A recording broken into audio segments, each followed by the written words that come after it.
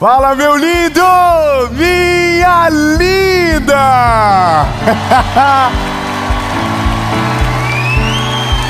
Aleluia!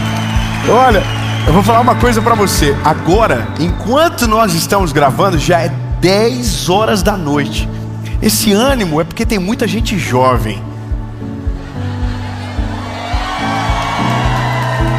Olha, eu vou falar uma coisa pra você. Que maravilhoso que tem sido poder gravar a mentoria de vida na nossa cidade, aqui em Joinville. Glória a Deus por isso. Eu quero falar que em breve você vai poder estar aqui também, ok? Daqui a alguns dias a gente vai ter o privilégio de poder abrir para fora as inscrições. Lembrando que aqui em Joinville, no Mentoria de Vida, as inscrições sempre são gratuitas. Nós temos um parceiro que faz com que a conta de uma gravação como essa seja paga. E nós, por honra, agradecemos ele sempre aqui. Eu quero falar da Facilite Benefícios. Muito obrigado pelo carinho com a gente, com as milhares de pessoas que são alcançadas. E para você que nos acompanha, quando terminar o vídeo, eu estou deixando o link para você chamá-los diretamente no WhatsApp. David, o que é a Facilite? Tudo o que você precisa para a proteção do seu veículo, você pode contar com a Facilite. Com a gente, mais de 5 anos, e eu tenho certeza que você vai ter uma experiência maravilhosa. Agora, sobre a mensagem, algo importante. Se você ainda não curtiu o vídeo, curte o vídeo, comenta, compartilha. Se ainda não é inscrito no nosso canal, se inscreve.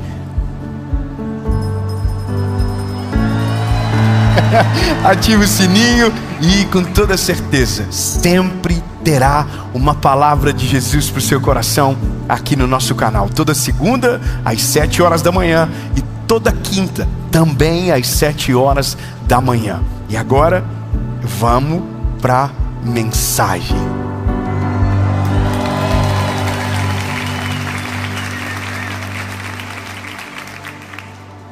Fala, meu lindo, minha linda. A sua mensagem, ela já vai começar. Mas antes, eu só quero dar um recado muito importante para você. 2026 será o melhor ano das nossas vidas e eu tenho certeza que o que Deus vai fazer será extraordinário. Esse também é o ano do maior despertar das nossas vidas. E esse é o nome da nossa nova tour, que vai passar por centenas de cidades e países ao redor do mundo. E eu quero muito que você esteja comigo. Ao final dessa mensagem, eu quero deixar um link para você procurar a sua cidade e saber a data que nós vamos estar juntos e, claro, não perder. Agora, vamos para a mensagem. Confesso para você que essa palavra, ela é um pouco difícil de falar. Quando eu digo difícil de falar, é difícil de entender.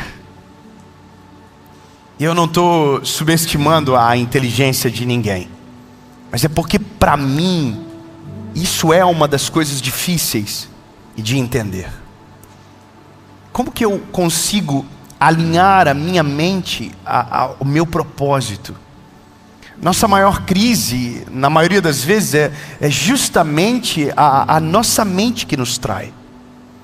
Nós temos um futuro extraordinário, nós temos uma vida poderosa, uma colheita incrível, mas às vezes a nossa mente não nos deixa identificar que aquilo que estamos vivendo já é parte do nosso propósito. A nossa mente nos sabota, ela nos deixa confusos num ambiente onde éramos para ter a certeza total e plena daquilo que Deus tem e daquilo que Deus está fazendo. Eu vou te dizer uma coisa minha. Eu, durante um período da minha vida, não conseguia desfrutar de algumas coisas, justamente por causa da minha mente. Não conseguia aproveitar algumas coisas, porque não acreditava que poderia desfrutar daquilo, mesmo tendo acesso, mesmo estando disponível. Então o nosso maior limitador sempre é a nossa mente. Por isso que alinhar a mente com um propósito é um desafio. E o texto que eu vou ler para você, por mais que seja uma das parábolas de Jesus, ele demonstra exatamente alguém que não consegue ver o todo, alguém que não consegue entender as coisas. Então talvez eu vou fazer uma leitura um pouco mais longa, mas eu quero que você olhe dessa perspectiva. Alguém que consegue perder tudo sem motivos. Eu vou ler para você. Evangelho de Jesus, conforme escreveu Lucas capítulo 11. É a parábola do filho pródigo. Escute comigo. E ele disse: certo homem tinha 2 filhos. O mais jovem deles disse ao seu pai: me dá parte dos bens que tenho direito. E ele dividiu-lhe os seus haveres. E poucos dias depois, o filho mais jovem, ajuntando tudo, partiu para uma terra distante e ali desperdiçou os seus bens com uma vida desordeira. E havendo ele gastado tudo, houve naquela terra uma grande fome, e ele começou a passar necessidade. E ele foi e juntou-se a um dos cidadãos daquela terra, e ele enviou os seus campos para alimentar os porcos.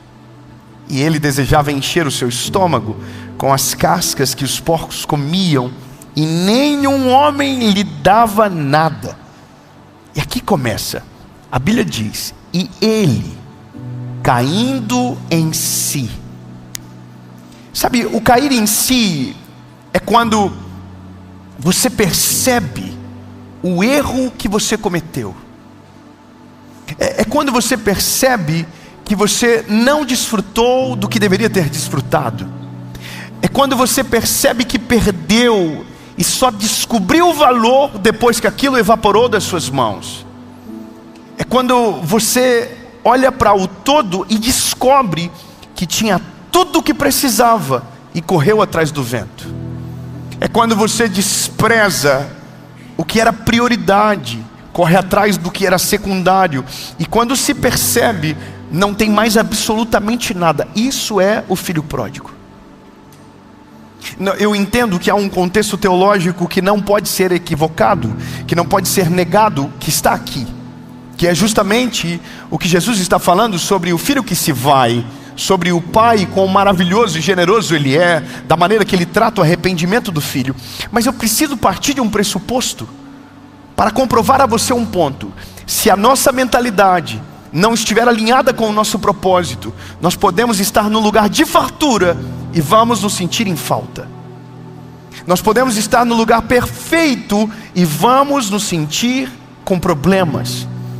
A coisa mais absurda do nosso tempo é pessoas trocando famílias perfeitas e só se dando conta depois de muito tempo que a família dele foi desperdiçada por causa de um pensamento equivocado. Pessoas que têm tudo e que não conseguem ver o todo. E essa é a loucura do filho pródigo. Eu quero que você entenda que tudo aquilo que o filho pródigo foi atrás, ele já tinha dentro de casa. E a maior loucura é imaginar alguém que tem tudo o que precisa e não consegue ver. E na verdade nós somos vencidos exatamente no nosso campo de batalha. Joyce Meyer chama a nossa mente de campo de batalha, o que é uma terminação muito poderosa do que de fato somos. Mas entenda que quando a gente olha para esse garoto, o filho pródigo, você consegue entender que tudo o que ele precisava ele tinha. Só que é muito mais do que o que a gente pode imaginar. Vamos partir do pressuposto que o pai dele não é um pai normal. O pai da parábola, nós sempre sabemos quem ele foi e quem ele é. Nós estamos falando sobre Jesus. Então imagina que o pai do filho mais novo não é alguém comum, é simplesmente o próprio Criador, o próprio Cristo aqui. Lembrando que estamos falando de uma parábola. Só que veja, no ambiente da parábola, nós temos a liberdade interpretativa de saber que aquele lar era perfeito. E não é pelo irmão mais velho, porque logo em seguida vamos descobrir que há um problema dentro daquela casa. E o problema dentro daquela casa é um irmão que fez o certo pelo motivo errado a vida toda e que queria uma recompensa do pai. Só que o que eu quero que você entenda é: o filho mais novo tinha o pai dos sonhos. O pai dos sonhos, que é o pai da parábola, é Jesus. Você está conseguindo entender o que eu estou construindo? Há uma imagem de um lar perfeito. Há uma imagem onde não há escassez. Há uma imagem onde não falta absolutamente nada. Há um lugar onde o pai é perfeito, a casa é extraordinária. E nesse lugar, nessa geografia, alguém se sente incompleto. Alguém se sente em falta. Alguém deseja uma nova realidade. E aqui a palavra não vai dizer o porquê o filho fez, ou não destrincha o coração do filho, só mostra a decisão que ele toma. Ele vai até o pai e diz: olha, pai, eu quero tudo aquilo que é meu. E aí o filho sai daquela casa e vai viver de maneira desordeira, gasta tudo que tinha. Eu tenho alguns pastores aqui. A gente ouve a vida toda que os filhos são o reflexo dos pais. E deixa eu te perguntar, você consegue imaginar Jesus, o pai da parábola, um pai desordeiro? Você consegue imaginar que o pai dessa parábola deu em algum momento uma brecha para que esse filho escolhesse esse caminho? Sim ou não? Sim ou não? Então peraí, então se esse exemplo não veio do pai, se esse exemplo não foi gerado dentro daquela casa, se nessa casa não há crise, não há escassez, aonde mora o problema? Simples, aqui. O problema repousa somente na cabeça desse garoto. O problema não é real. O problema é uma criação da cabeça de alguém que não está alinhado com o seu propósito, que não consegue ver o todo, que não consegue desfrutar de nada, que não consegue mensurar o tamanho do privilégio que ele tem de morar dentro daquele lar. Agora eu começo a perceber que a maioria dos nossos problemas não são geográficos, não são conectados a realidades sólidas, mas problemas que nós criamos na nossa mente e que geram governo sobre as nossas decisões. E por causa disso, por causa desse desalinhamento de realidade e mentalidade, muitas pessoas poderiam ter uma outra vida, mas escolhem a pior, porque o problema delas não é o contexto, não é o ambiente geográfico, mas é na cabeça. E aí eu costumo pensar de uma certa maneira, vai soar estranho, que se o problema é na nossa cabeça, deveria ser mais fácil de resolver, mas pelo contrário, é o pior. O pior lugar para resolver os problemas é aqui dentro. Por quê? Porque nós não conseguimos dar nome, nós não conseguimos encontrar o problema. Quantos de nós já nos encontramos numa situação de angústia, mas havia festa à nossa volta? Quantos de nós já nos encontramos em profunda tristeza e a gente tinha tudo aquilo que precisava na nossa frente? Eu recebo todos os dias mensagens de pessoas que querem, por exemplo, tirar a própria vida. E aí você olha a vida da pessoa, um breve resumo, você descobre às vezes que é uma dívida. E não é uma grande dívida, mas é uma dívida potencializada pela mente. Então a pessoa começa a criar discursos: não, eu não consigo, não tem como, eu vou morrer, eu vou perder tudo, meu marido vai fazer isso, minha mulher quando descobrir, e aí a dívida ela vai potencializando. E eu vou falar números, 10 mil vira 10 milhões na cabeça. E aí você cria cenário, você cria a derrota, você cria tudo, até o momento que tudo aquilo que você estava vivendo, que era tangível, real, é desconstruído pela sua própria mente. E é onde o desalinhamento de propósito e mentalidade acontece. Esse garoto tinha tudo o que precisava, tudo. O pai, a casa, o alimento, a provisão, tudo. Talvez o único problema que ele tinha era o irmão. Só que o irmão só se torna problema quando ele volta, não quando ele estava na casa. E esse é o nosso ponto de inflexão. Quando o nosso problema não é real e a gente não sabe que não é real.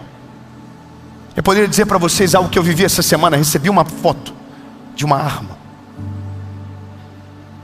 de alguém desejando tirar a própria vida. E aí você ouve o problema, e aí você olha que aquele problema é nada, é desse tamanho. Eu consigo pensar rapidamente e dizer vários problemas maiores que lidei na mesma semana, histórias piores. E aquela pessoa está num estágio de desespero, num absurdo de abandono, que na cabeça dela ninguém vive mais problema, que todos os problemas do mundo recaíram sobre ela, mas é só um pequeno problema. A loucura de tudo é porque às vezes o cair em si demora muito. O cair em si, para alguns parece que demora uma eternidade. Você precisa ser moído, passar necessidades, passar dores mais profundas, para lembrar do que aquilo que para você era uma grande dor, e ver que na verdade era absolutamente nada. E essa para mim é uma das coisas interessantes da nossa vida. As imagens que nós criamos na nossa mente são nossos maiores inimigos. A gente cria as projeções dramáticas, a gente cria o final das coisas e a gente acredita nelas. Eu vi uma coisa engraçada alguns dias atrás, inclusive gravei em uma das mensagens da nova série.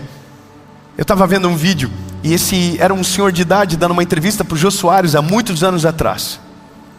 Nessa entrevista ele fala que ele comprou uma garrafa térmica e a garrafa térmica não esquentava água, não mantinha água quente. E ele deixou aquela garrafa térmica lá, sabe, ficou passando e ele não resolveu o problema. Mas chegou um dia que ele olhou para aquela garrafa térmica e falou assim: hoje eu vou resolver o problema.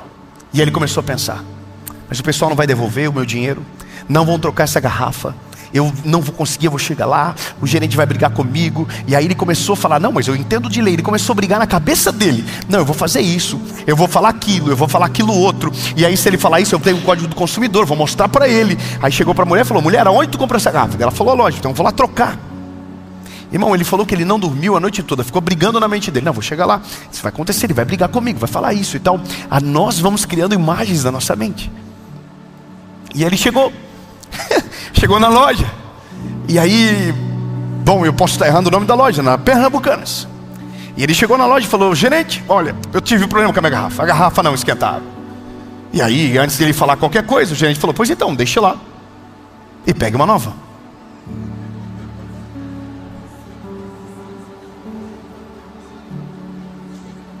Mas não vai nem brigar, não vai nem discutir comigo?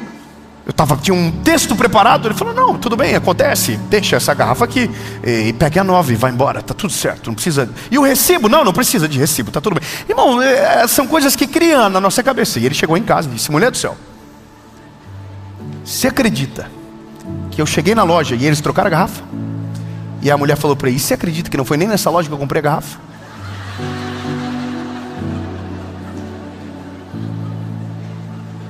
O que eu quero dizer para você? A maioria dos nossos problemas nós mesmos criamos na nossa cabeça.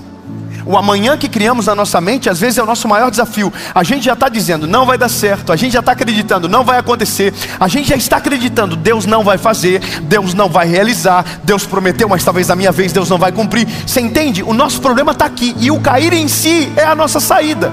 Só que às vezes o cair em si é quando a comida acaba. O cair em si é quando a gente se depara com problemas reais de verdade. E aí a gente diz: puxa vida, meu Deus do céu, quantas pessoas depois que abandonam a família caem em si. Quantas pessoas que depois de abandonar um casamento de longos anos caem em si. Quantas pessoas que depois de abandonar um lugar que não deveria ter saído, caem em si. E quando viu, tarde demais. Todos os dias tem alguém caindo em si. Todos os dias tem alguém extremamente desalinhado com o propósito de Deus caindo em si. Todos os dias tem alguém acreditando na sua própria mente e sendo traído do seu propósito por causa das escolhas que está fazendo. O que eu acho extraordinário nessa parábola é porque Jesus dá o final mais improvável que poderia existir. A Bíblia diz que quando ele cai em si, eu vou ler para você. Isso aqui para mim é algo maravilhoso. Olha só. E ele caindo em si, disse: quantos servos do meu pai têm pão suficiente de sobra, e eu aqui pereço fome? Levantar-me-ei e irei para o meu pai e lhe direi: pai, eu pequei contra o céu e perante ti. Lembra, isso aqui está tudo na cabeça dele, não está acontecendo, você está entendendo? Ele está dizendo: olha, os servos do meu pai, tem pão sobrando. Então eu vou me levantar. Ele está criando o filme na cabeça dele, você está entendendo? Ele está projetando na mente dele como vai acontecer a volta dele. Aleluia. Eu vou continuar. Eu me levantar-me-ei e vou para o meu pai e direi: Pai, eu pequei contra o céu e perante ti, e não sou mais digno de ser chamado de teu filho. Faze-me como um dos teus servidores. Você entendeu? Isso aqui ele projetou na mente dele. Eu vou me levantar. Eu caí em si. Peraí, eu pensei que não tinha nada, mas os servos do meu pai vivem melhor do que eu vivo agora. Então eu vou me levantar, vou até ele, vou pedir perdão e vou fazer um pedido: Pai, me deixa ser o teu servo, me deixa ser um funcionário da tua casa. Só que isso aqui só está na mente dele. Isso aqui não é real. Isso aqui é o filme que ele projetou. Quantas vezes nós fazemos exatamente igual? Nós criamos o filme, e na nossa mente, nós no filme que criamos somos o pior personagem. Não tem esperança, não há nada que possa ser feito, e é esse o filme que a gente cria. Acabou, não tem mais o que fazer, eu vou me contentar com o que der, se cair da mesa eu pego. E a gente que criou o filme, mas o filme não é real. É a gente que desistiu, mas ninguém desistiu da gente ainda, mas a gente desistiu. Ou a gente acredita que todos desistiram, e isso só está aqui. Aí a Bíblia vai dizer: e o filho disse ao pai: não, vou voltar. E não sou mais digno, papapá. E ele levantando-se foi para seu pai.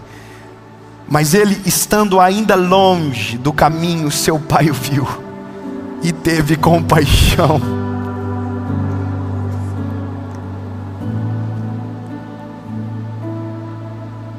E correndo, lançou-se-lhe ao pescoço e o beijou. E o filho lhe disse: Pai, eu pequei contra o céu e a tua vista, e não sou mais digno de ser chamado teu filho. Mas o pai disse aos seus servos: trazei o melhor vestido, e vestiu, e ponde-lhe um anel em sua mão e calçados em seus pés. Trazei aqui um novilho cevado e matai-o, e comamos e alegremo-nos, porque este meu filho... Você não pegou, eu vou dizer de novo. Este meu filho. Na cabeça do filho, ele não era mais filho. Na cabeça do filho, ele já estava preparado apenas para ser um dos servos. Na cabeça do filho já havia uma desistência paternal. Mas a primeira cena do filme que acontece é diferente do filme que ele projetou. No filme que ele projetou, ele se lança aos pés do pai e se humilha. Mas no filme que acontece, o pai corre até ele e o abraça.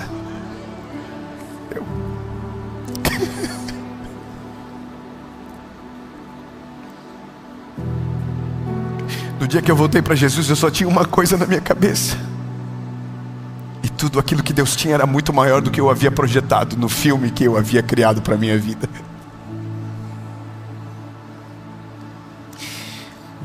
Eu preciso terminar.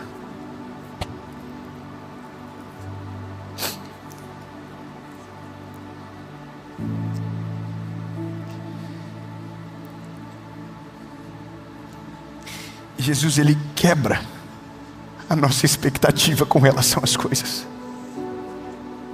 Ele destrói as nossas expectativas. Ele nos constrange com a sua graça de uma maneira absurda. Ele, de fato, é diferente de tudo. Então, quando Deus falou comigo sobre esta palavra, sobre alinhar o pensamento com o propósito, na verdade a palavra propósito é só um gancho de atenção. Porque não é sobre alinhar a mente com o propósito. É sobre alinhar a nossa mente com aquilo que Deus é.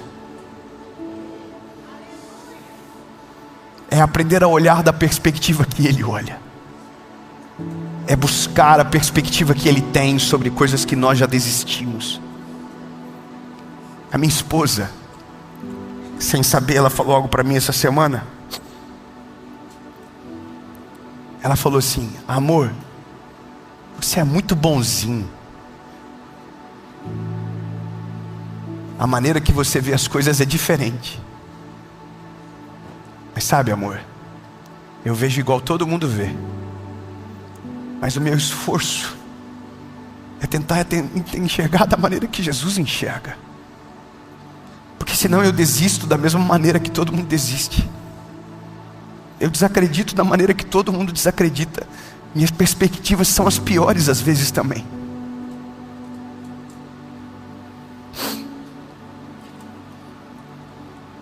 Enquanto eu estava preparando essa mensagem, enquanto eu estava vivendo essa realidade, sabe, essa semana, eu recebi aquela foto que eu falei para você. Eu tive algumas frustrações comigo, algumas preocupações nasceram. E aí hoje, enquanto eu preparava essa palavra, essa mensagem, ela bateu no meu coração. Às vezes a gente está vivendo uma escassez aonde não há escassez há muito tempo. Às vezes nós estamos tentando forçar uma dor no ambiente que já teve cura há muito tempo, entende? E aí eu preciso dizer para você o que acontece com o filho. O filho volta para casa que ele pensou que não ficaria dentro, e a festa está acontecendo por causa dele.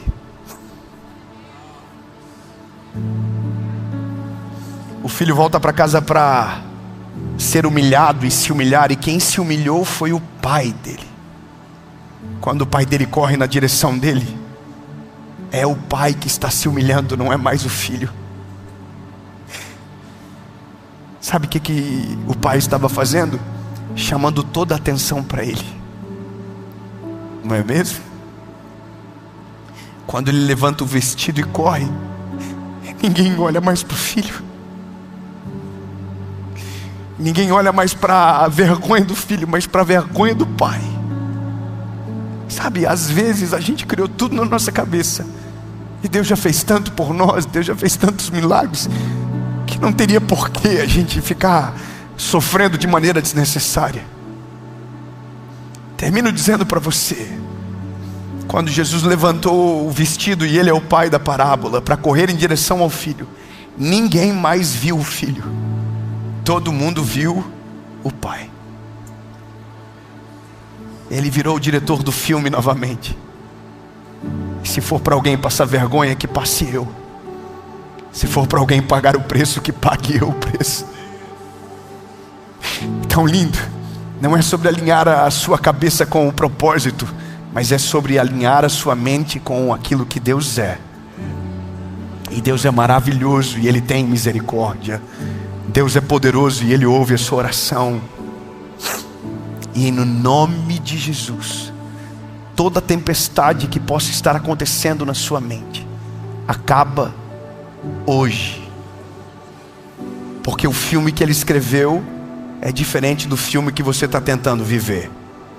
Eu vou falar de novo. O filme que Ele escreveu é diferente do filme que você está tentando viver. O filme que Ele escreveu é diferente do filme que você acredita sobre a sua vida. A história que Ele tem para você é diferente da história que te contaram ou que você acredita sobre você. E eu vou dizer, eu vou dar um spoiler. É melhor, é mais extraordinário e tem milagre como ingrediente principal. Em nome de Jesus, Pai, acalma a nossa mente agora. Dissipa as mentiras que nós criamos para nós mesmos na nossa mente, Senhor, e nos leva para esse lugar de refúgio e de descanso, aonde a realidade é diferente do que pensamos que seria. Acalma nosso coração, Jesus, e assume o controle total da nossa história. Não seremos escravos dos nossos olhos, nem de nossas percepções equivocadas, mas a partir de hoje, estamos caindo em si. E caindo em si, lembramos que na tua casa nunca faltou nada, na tua presença nunca faltou nada, que o Senhor sempre foi um Deus presente e fiel. Em nome de Jesus, amém e amém. Ai, Jesus.